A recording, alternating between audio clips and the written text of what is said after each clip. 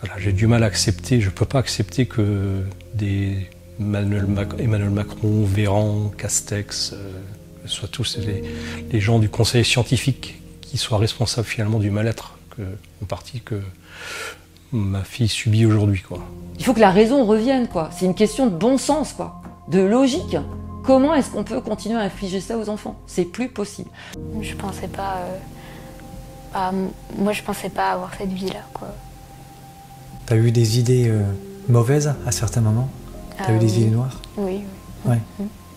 La crise sanitaire qui frappe la société tout entière depuis 2 ans fait des ravages. Elle fait des ravages économiques, financiers et structurels. Mais dans le reportage que vous allez voir dans quelques secondes, il y a un autre type de drame, celui qui frappe de plein fouet les enfants et les adolescents. Vous allez entendre notamment un témoignage saisissant.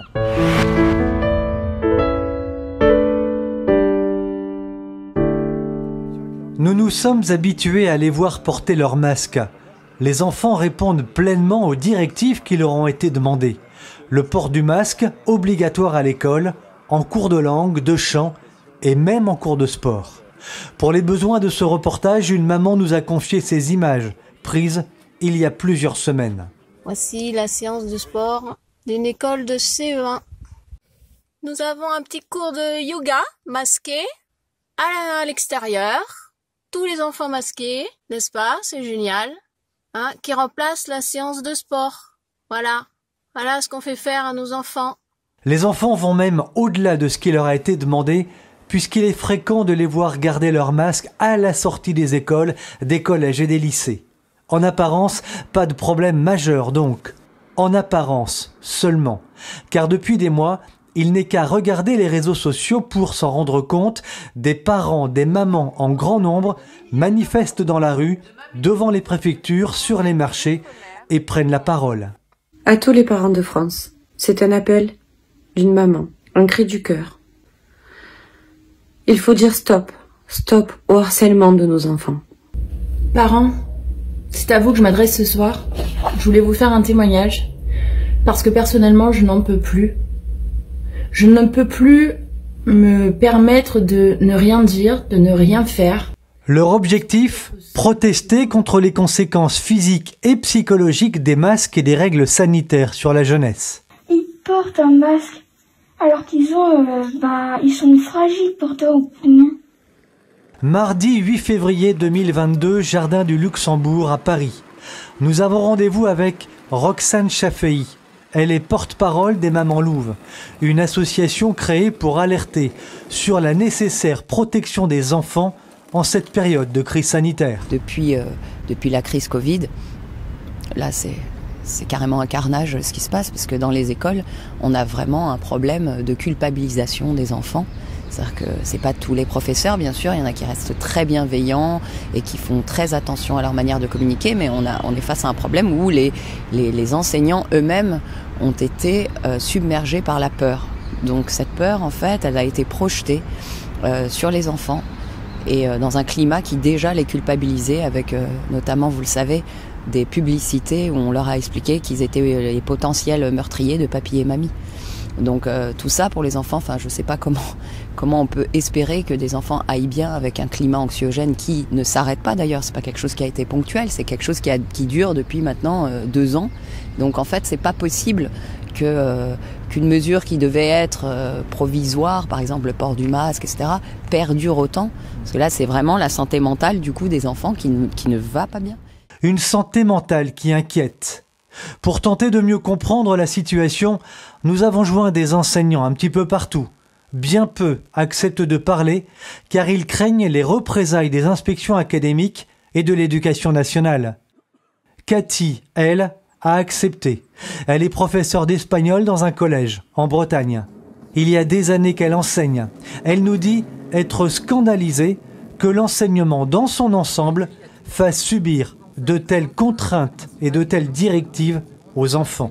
C'est difficile hein, au jour le jour de vous en parler comme ça. Enfin, quand on se retrouve vis-à-vis des élèves, dans une classe, quand on les voit qui ont du mal à respirer, qui ont des maux de tête, et qu'on est là impuissant finalement, puisque bon, on a l'obligation de laisser le masque aux enfants, Même si moi je peux être tolérante parce que je comprends parfaitement que un enfant quand il arrive au monde, la première chose qu'il fait c'est respirer. Et là, on les empêche tout bonnement de le faire. Donc c'est compliqué pour eux. Ils doivent subir ça de 8h du matin, au moment où ils rentrent dans l'établissement, la récréation comprise, les cours de sport. Enfin, est-ce que vous pouvez vous imaginer de faire du sport avec un masque ? Enfin, c'est complètement aberrant, quoi. On les voit. Enfin, moi, je le ressens, hein, dans le regard, quoi. Et puis, la couleur du visage. Des fois, je les vois, ils ont du mal. Donc, on sent bien, madame, est-ce que je peux retirer mon masque pour respirer ? Enfin, voilà, parce que bon. En cours, ils vous le disent. En cours, certains m'ont posé la question, oui. Ou alors le font discrètement, voilà quoi. Et d'autres ne supportent plus. Donc d'autres vont tirer sur le masque, voilà, et puis tout d'un coup, paf, l'élastique va craquer et ils vont se retrouver sans le masque. Et là, je peux vous assurer, ce qui est le pire, c'est quand vous entendez des enfants qui constatent cet état de fait, à savoir que leurs camarades, en tirant sur le masque, l'élastique a cassé. Certains d'entre eux, dont une petite jeune fille la dernière fois de 12 ans, donc voilà, qui s'est écriée, mais on va tous mourir. Donc quand vous entendez ce genre de remarques, enfin moi ça me met dans un état de mal-être parce que je me dis mais mon Dieu, on sacrifie nos enfants quoi.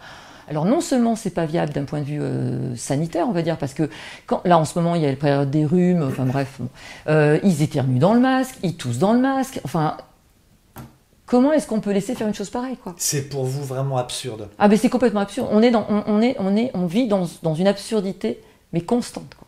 Et plus ça va et pire c'est quoi. Donc pchit, donc à l'entrée des établissements c'est ça, pchit. Ouais, voilà. En rentrant dans la salle de classe, pchit. En sortant de la salle de classe pour aller dans une autre classe, pchit. Mais c'est affolant. Je t'assure cette année, mais j'hallucine quoi. Isabelle Courgeon a été encore récemment accompagnante d'élèves en situation de handicap. Elle travaillait dans un collège en Bretagne. Et l'enfant se plaint pas. Il y a maltraitance pour vous ? Ah, je suis persuadée que oui, pour y avoir assisté en travaillant dans un collège, donc tout récemment. Les adultes, apparemment, ce que j'y ai vu, peuvent éventuellement baisser le masque si tout à coup ils étouffent, ce qui arrive régulièrement quand on porte un masque, même comme moi j'ai fait là, pendant ces 3 mois, on a la sensation d'étouffer. Donc le professeur peut baisser le masque. Par contre, les élèves n'ont pas le droit. On va les remettre, même certains professeurs, c'est dehors, hors de la classe, d'école aussi, parce que le masque n'est pas bien mis. Ça, vous l'avez vu ? Oui. Il y a aussi, bien sûr, des professeurs qui ne vont pas se comporter comme ça, hein, c'est pas tout le monde. Mais l'ambiance est poussée vers ça. J'ai aussi assisté à la période où on vaccinait les enfants. Donc tout le collège, l'accueil, l'encouragement à la vaccination, etc. J'ai jamais vu un seul collégien qui avait envie de se faire vacciner, mais... Et puis aussi, la réaction par rapport à une annonce, soi-disant, d'entrée de Covid dans un collège qui est fait par haut-parleur, puissamment. Par haut-parleur ? Oui, où on alerte. On a l'impression d'être en pleine guerre, donc voilà. Qu'est-ce qu'on entend dans ces haut-parleurs comme message ? Ça donne à peu près ça.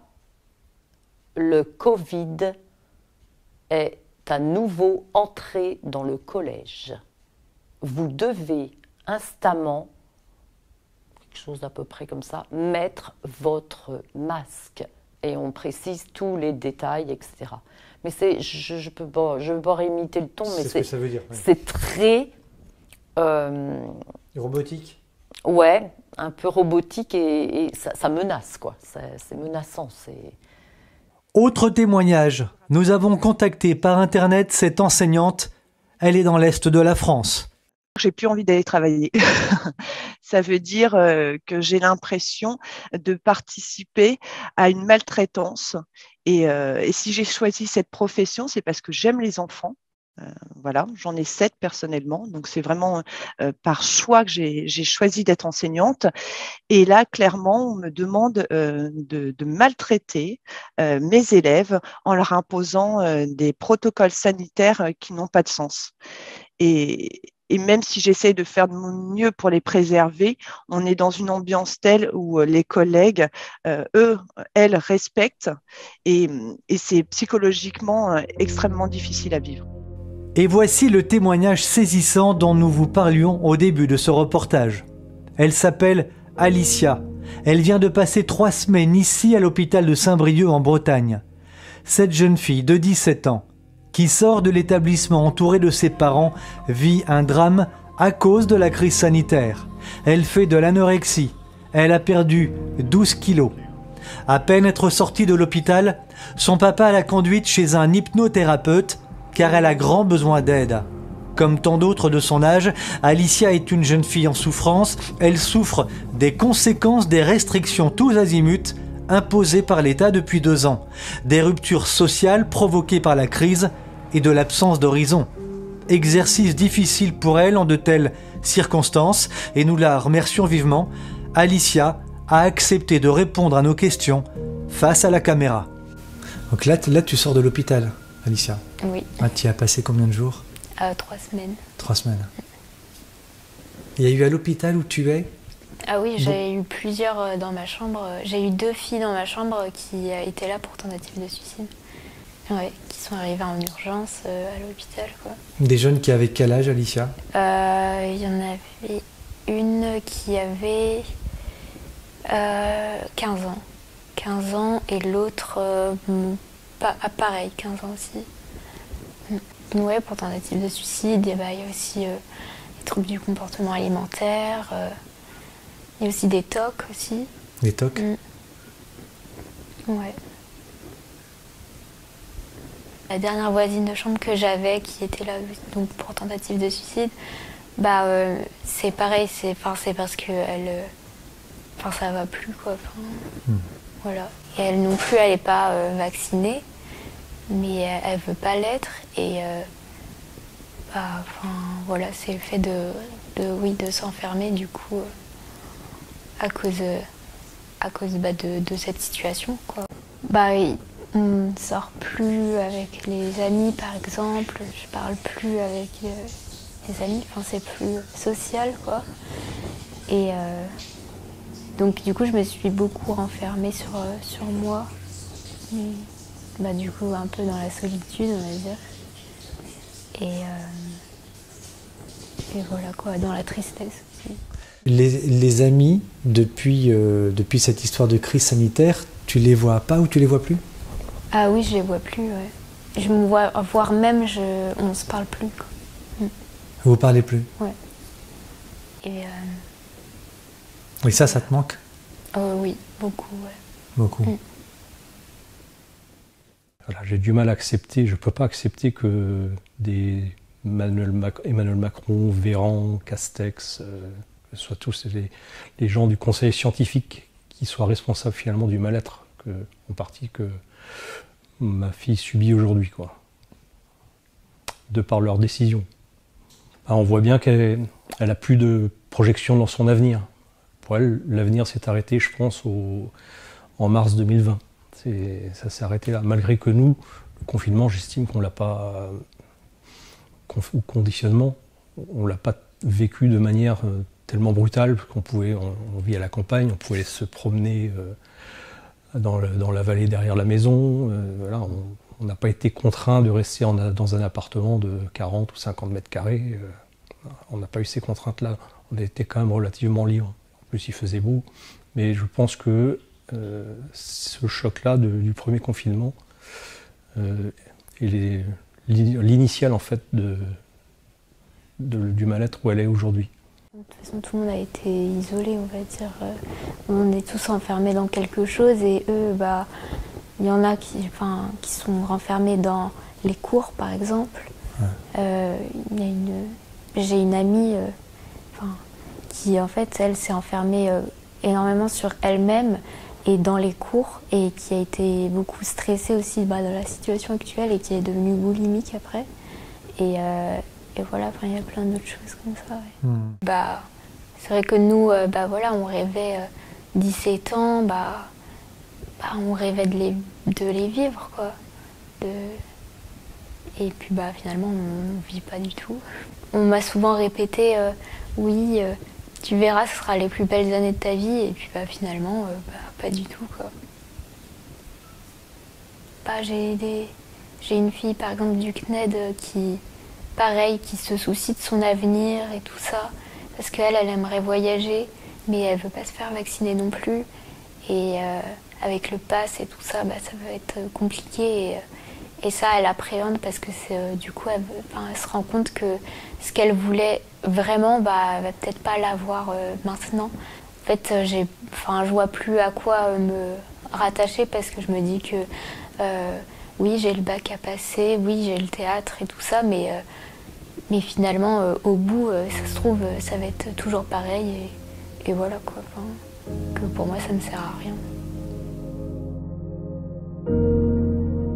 Dans un hôpital dont nous tairons le nom, nous avons appris que récemment, une vingtaine de jeunes âgés de 13 à 18 ans avaient été admis pour problèmes divers liés à la crise sanitaire, tentatives de suicide, anorexie, burn-out.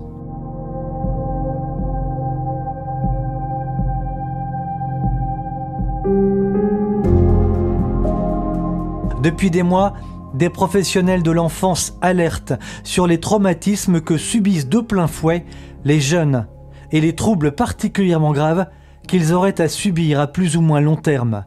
Marie est psychologue clinicienne. Pour des raisons faciles à comprendre, elle a demandé à conserver l'anonymat, mais a bien voulu répondre à nos questions. C'est à craindre, effectivement. C'est à craindre, on peut le supposer plus que très largement. À partir du moment, encore une fois, où l'enfant est instrumentalisé, doit se suradapter, est aux prises quand même avec un autre, un adulte, qui impose de manière drastique des mesures quotidiennes liées à une forme de soumission. Le masque est une forme de soumission, quoi qu'on en dise. On vous sent choqué, on vous sent affecté par cette situation, c'est le cas ? Je crois qu'on ne peut que l'être. On ne peut que l'être face à des adolescents, à des adultes en devenir. Les conséquences peuvent être absolument dramatiques sur le plan psychique, sur le plan physique, sur le plan de la relation à l'autre, dans le lien social, entre autres.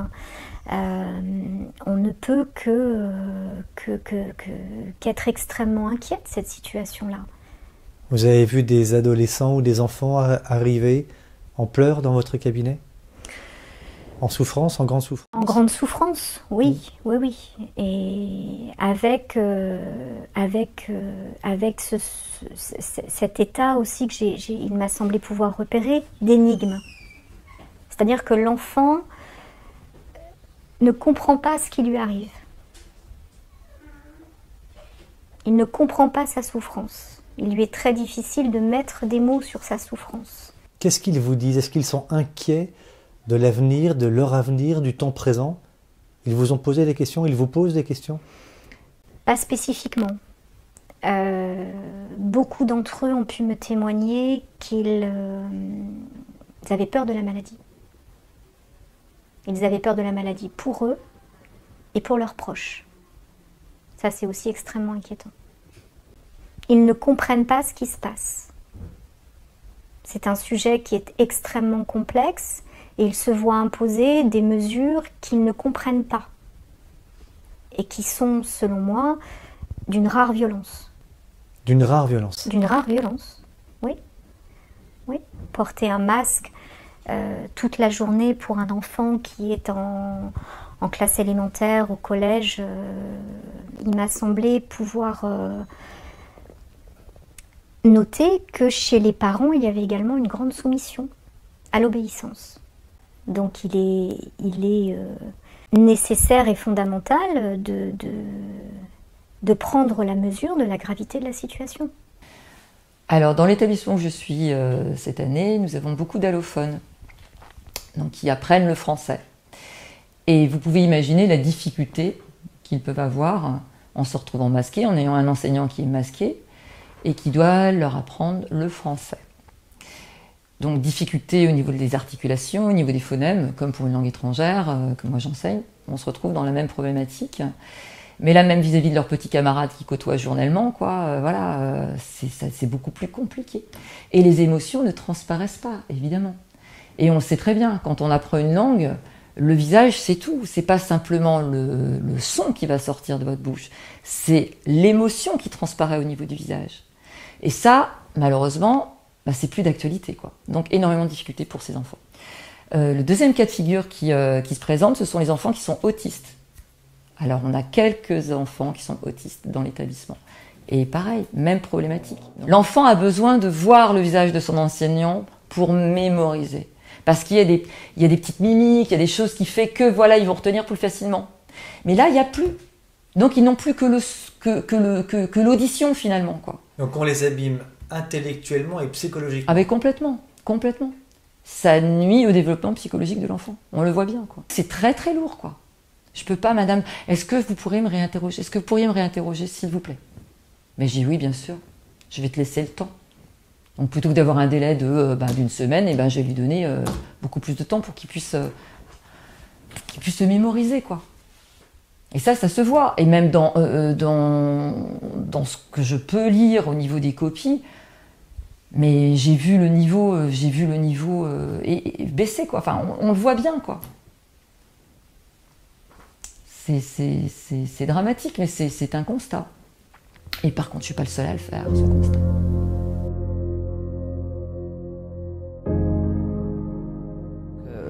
Aujourd'hui, nous, on est là pour remettre les vraies valeurs au centre.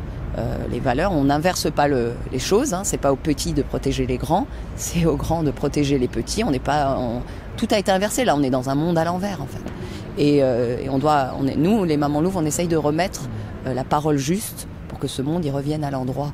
Et ça passe aussi par notre autorité parentale, puisque aujourd'hui l'État essaye de se substituer sur plein de points à notre autorité parentale, et qu'il est temps que ça s'arrête aussi, parce qu'on doit garder, parce qu'on l'a pas perdu encore, on doit garder nos droits de parents. Mais quand vous prenez par exemple le droit à l'instruction en famille, l'IEF, l'instruction en famille, qui aujourd'hui, au mois de septembre 2022, on va plus avoir le droit d'instruire notre enfant en famille comme on l'avait par simple déclaration pendant des années. Idem pour la vaccination.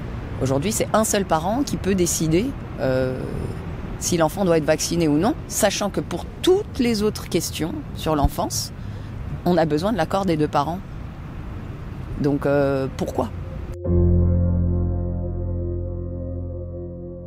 Jean-Michel Blanquer, le ministre de l'Éducation nationale, a annoncé vendredi 11 février l'allègement du protocole sanitaire à l'école. En fait, il semble que ce soit très peu de choses.